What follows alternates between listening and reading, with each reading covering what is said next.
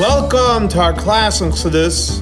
We're going to be learning a beautiful chassidic discourse from the Rebbe. The name of the chassidic discourse is called Vayigash Eilav Yehuda. The Rebbe said this chassidic discourse on Shabbos Parshas Vayigash, which was Hey Teves, the fifth day in the month of Teves, in the year Tafshin Memches, 35 years ago.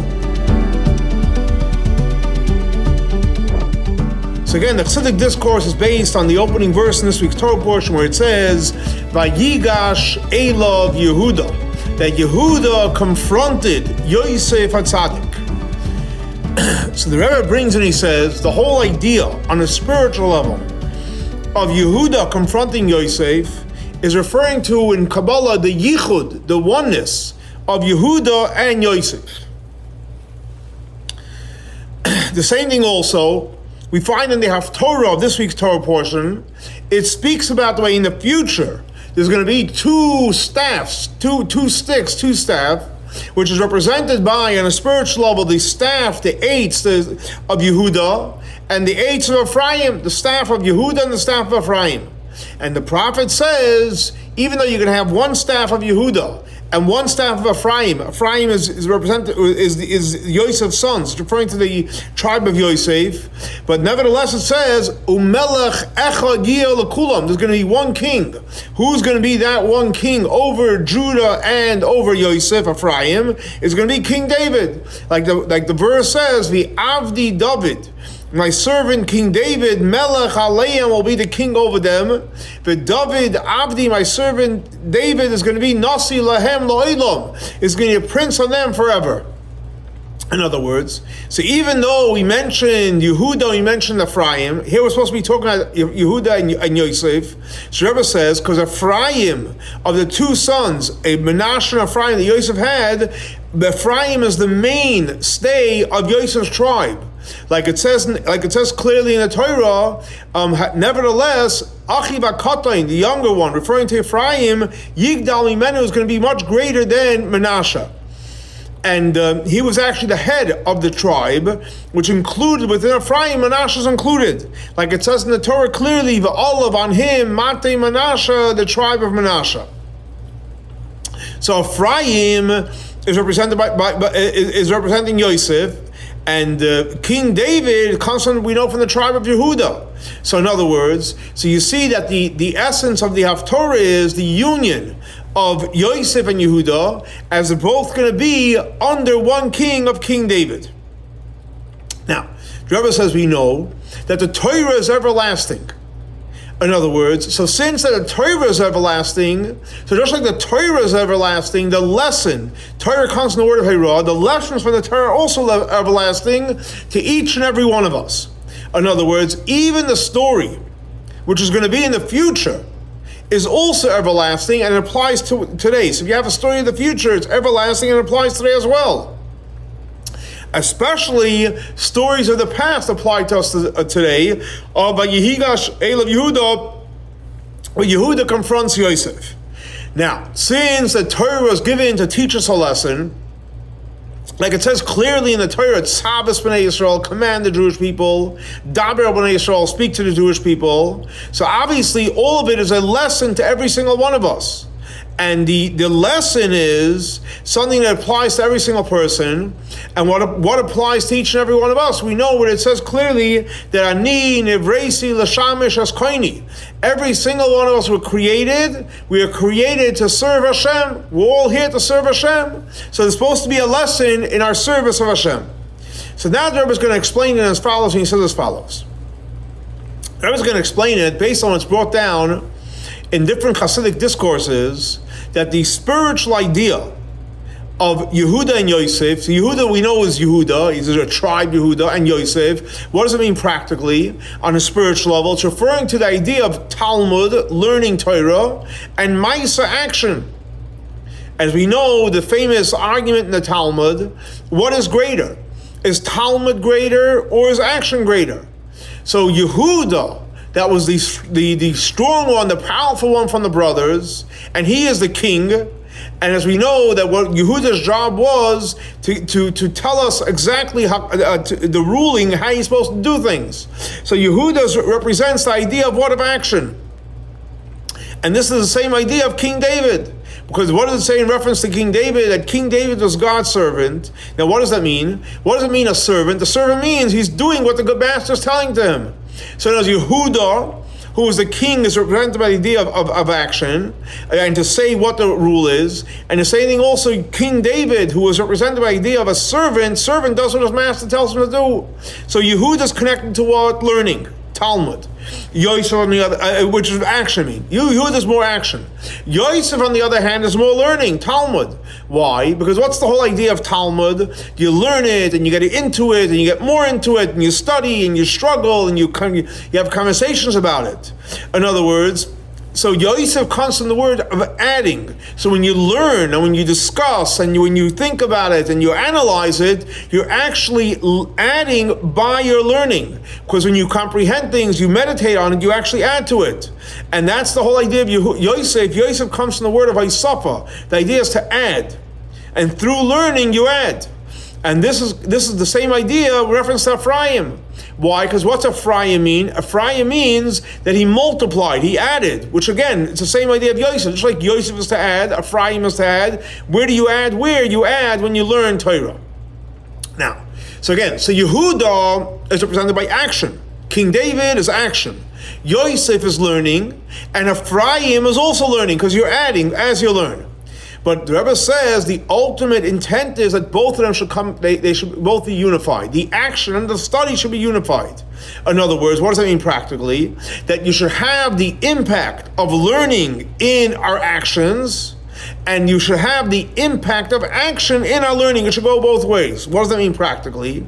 In other words, the impact of that action has when you're learning is self-understood. Like, and he brings from a powerful chassidic discourse from the Rebbe Rashab in the year Tafrei Shamach Vav, and he explains very simple. When a person learns, and you know that what you're learning is gonna play a role in action. In other words, the way you're learning, you're going to come to an outcome. This is what you need to do, or this is what you don't do.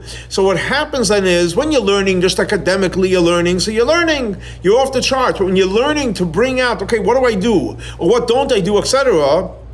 So then you're totally learning, I'll say it in Hebrew, I'll translate, in a level of bittul, in a level of acceptance, to know what is the truth, what does Hashem really want from us. Because you see that it's practical. So here you see the impact that action has on learning. Because you can learn, you can study for hours, and what you learn, it was exciting, it was interesting. But what's the message? But when you learn and you have to walk away with a message, something practical, what do we do? So the learning is much more focused. So that's the impact that action has on learning.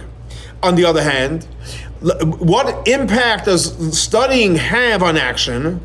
In other words, not only you study, so you need to know what to do, because if you don't learn, how are you going to know what to do? You have to know what to do and what not to do. But also, when you learn, you have to learn in a way that you're comprehending it, and in a way that you're like really getting deeply involved in it. Because in order to come with a ruling, you have to really get into the learning, and you have to know what it means, what it's saying, and what does that mean, and all the details, etc. So in other words, so you see that the learning has an impact on the action, because basically through learning you know what to do. Again, so you see clearly that the one hand you have studying, one hand you have action, and each one impacts the other one. The study impacts the action, the action impacts the study. Now, so based on what we just learned, Rebbe says, so the fact is like this: you're learning and you're studying, but studying is, so to speak, outside of the person. The action is outside the person. Why? There's me and there's the action I'm doing. So it is my action, but it's still outside of me. But the fact is, Rebbe says, even a step deeper. The truth is, these two components you have within the person himself. Where do you have the two components of Yehuda and Yosef and the person himself? So that's when referring to that. We know that in Kabbalah there's a term called avodah, work. It doesn't mean working what you do for a living. It means a spiritual work. So prayer is called avodah shebalev. When a person prays, that you're working your heart. And as we know that when a person prays, so before we do the ultimate in the prayer service, which is the Shemona Esrei, so right before you have the last blessing is of redemption. You want to bring redemption close to prayer. And so the Rebbe says that till now we learned that Yehuda is represented by action, and Yosef is represented by learning, and they each one connect with each other. But nevertheless, what the Rebbe say, that's from outside with us. You're learning outside yourself, and actions are outside of yourself. But nevertheless, here, prayer is internally within you, and redemption is within you. And these two components of redemption and prayer, that is Yosef and Yehuda. What's the connection? I never explained like this. When it comes to prayer, and let's say the ultimate in the prayer service, what's the peak of the prayer service where it says quietly? It's the Shemona Esrei. And when a person prays, why do we, when we come to Shemona Esrei, is it quiet in the synagogue? Because then a person's on the highest level of acceptance. In Hebrew, again, it's called bittul. You're at a level of acceptance. So prayer, in a state of acceptance, what is that represented by Yehuda? Why? Because when Yehuda was born, what did his mother say? Hapam, now, oides Hashem. I'm going to basically acknowledge. Yehuda comes from Haidaya, to acknowledge. So Yehuda's name was given because now his mother was accepting, thanking Hashem. Now, what happened after Yehuda was born? What does it say in the Torah? About Tamoid Miledes. She stopped giving birth to any future children at that time. Why is that? Because when a person comes to the level of Haidoya, when you're totally in the level of, you're totally accepting, you come to a place where you're standing, total acceptance for Tamoid, and you literally stop producing more. You're frozen in a good way. Now, so Yehuda again is represented by the idea of prayer, acceptance, amida, etc. Before the prayer, before you have Haidoya, before you have total acceptance, what do you have before that? You have redemption. And that is connected to who? To Yosef HaTzadik, which Yosef already learned before is all about adding. Because why? What's the whole idea of redemption? You're free, which basically you're adding to the experience. And especially the Rebbe says when you're dealing with the redemption, that's in a way, that's pada b'shalom nafshi, that my soul is redeemed in a peaceful way, mikravli, from those that, so to speak, were close to me, that want to destroy me.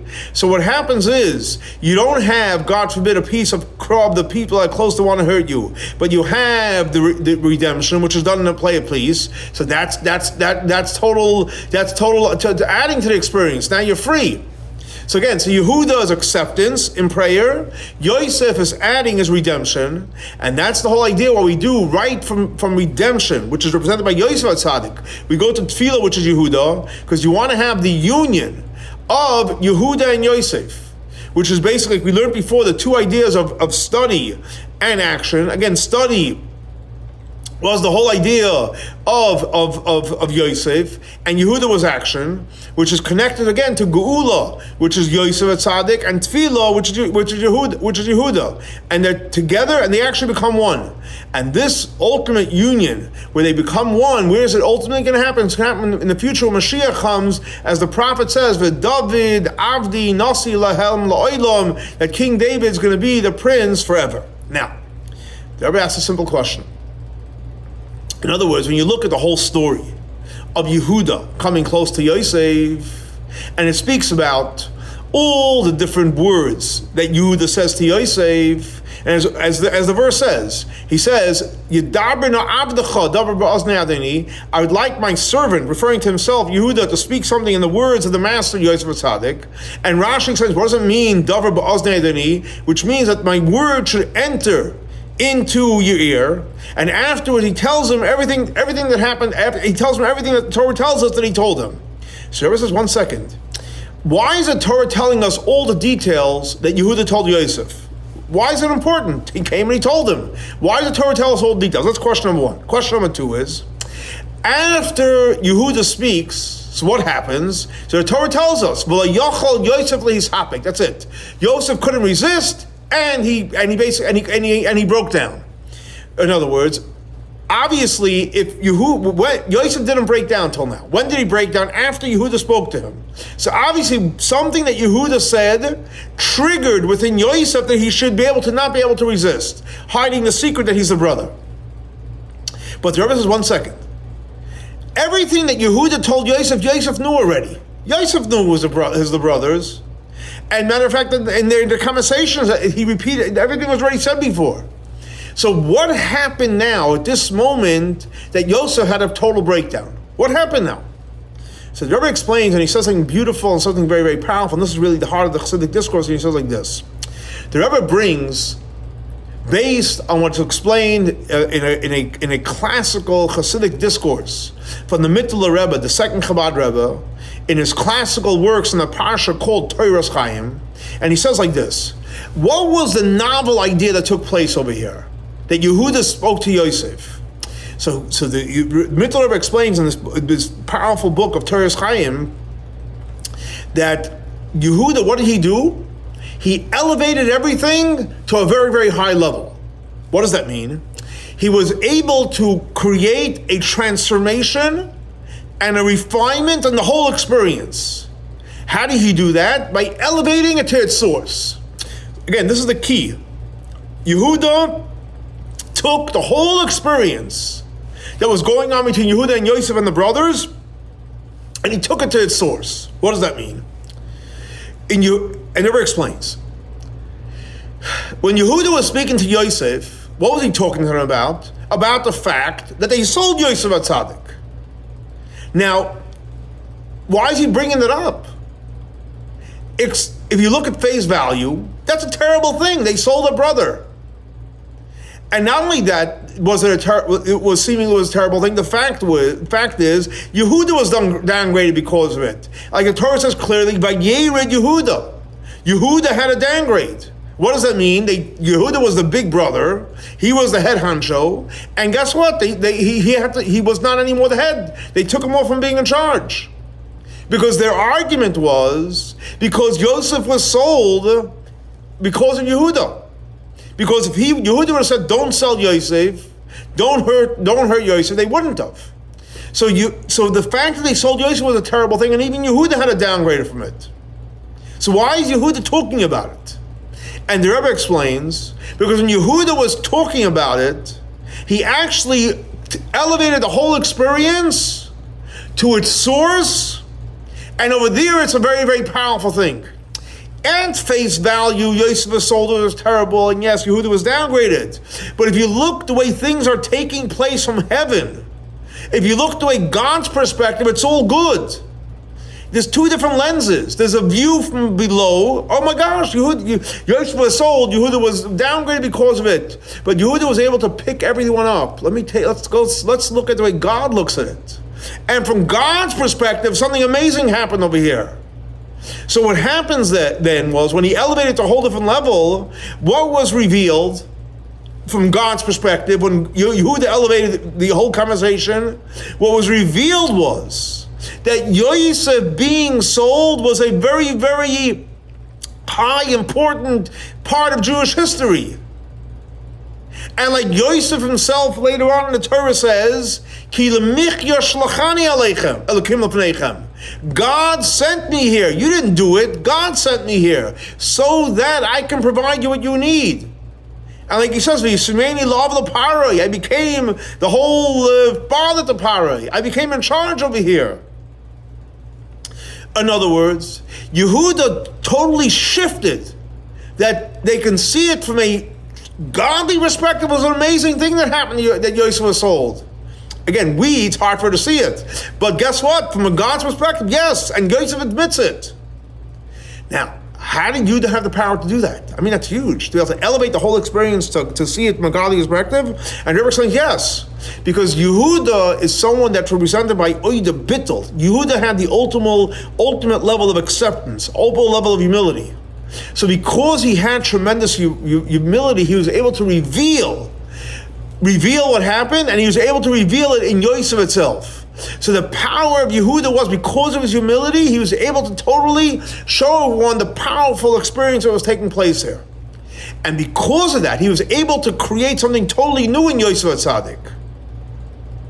Up to the point that when he sees it from that level, that it was all great and it was all God's plan, then the Torah tells us, after Yehuda did that, Yosef couldn't hold back.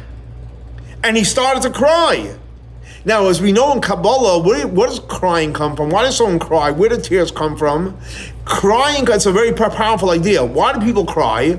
Because something that the brain cannot comprehend, it's too powerful for the brain, so that's when tears come out. In Kabbalah, it's called Mimoisri HaMoichin. When the intellect is an overload, that's when you start crying. And as it came from such a powerful revelation that the intellect couldn't grasp it. And therefore, since it couldn't grasp it, he cried and he couldn't hold himself back. And that's the powerful, novel idea that took place here. Even Yosef HaTzadik was not able to hold himself back. Because even though we know, generally speaking, Yosef was much higher than the patriarchs, Abraham, Isaac, and Jacob, and all the tribes. And like it's brought down the explanation, why was Yosef higher than everyone else? Because the fact is, the patriarchs, Abraham, Isaac, and Jacob, and all the tribes, so we know they chose to take care of sheep.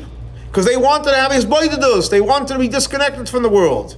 However, we know Yosef HaTzadik, he had the power to be connected to God, to the essence of God. And as in Hebrew it's called Batzmusay Mahusisberg. Yosef had the power to connect to the essence of God. And even when he was the head of Egypt, he was Mishnah al-Melech, he was second to Parah, he still connected to Hashem. So even though Yosef was so powerful, nevertheless, and like the Medrash tells us, what Yaakov said, oh my gosh, my son is still alive, which means Rab Oy Yosef B'nei Chai. So the Medrash says, what does that mean? That Yaakov admitted that Yosef is a greater tzaddik than Yaakov. Why? Because Yosef has much more powers than Yaakov, and even Yaakov admitted it. So in other words, here you're dealing with that Yosef is so powerful, but nevertheless, after Yehuda, with his humility, he was able to elevate the whole experience, that people were able to see that God was really running the show, up to the point Vayigash Eilav Yehuda. Yehuda confronted Yosef. How did he confront him? Not with arrogance, but with tremendous humility. So this humility that Yehuda had, it affected such a powerful revelation, even higher than Yosef. As we said, Yosef was so powerful and more powerful than the tribes and the patriarchs. But nevertheless, he was able to elevate. He was able to even higher than Yosef HaTzadik. Why? Through acceptance and bittul. Up to the point that Yosef couldn't resist. Up to the point that the voice was heard in the whole Paro's kingdom.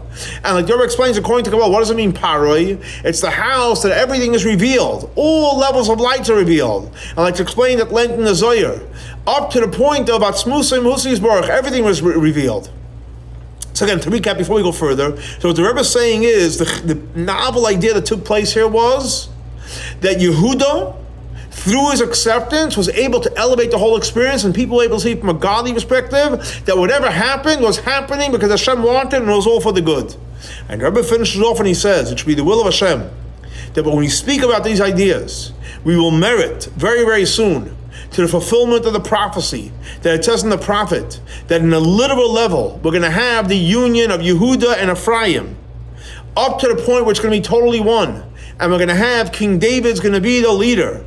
And with simcha, with joy, with tuv leivav, and gladness of heart, with tekef umiyad mamish, which means literally, we are going to merit to have King David is going to take us all to Eretz Yisrael, and we're going to celebrate with Mashiach Tzidkenu, and God willing, our next class will be in Yerushalayim, Ir HaKodesh. Another beautiful chassidic discourse, and it really inspires us to look at things from a godly perspective. When we look at things from a godly perspective, it's all great and it's all amazing. And again, like the Rebbe says, hopefully we'll all merit to have and witness it, and we're going to have, with joy and happiness, we will have the coming of Mashiach. And again, next week's class will be in Yerushalayim, Ir HaKodesh. Have a great and blessed week. Shavua Tov.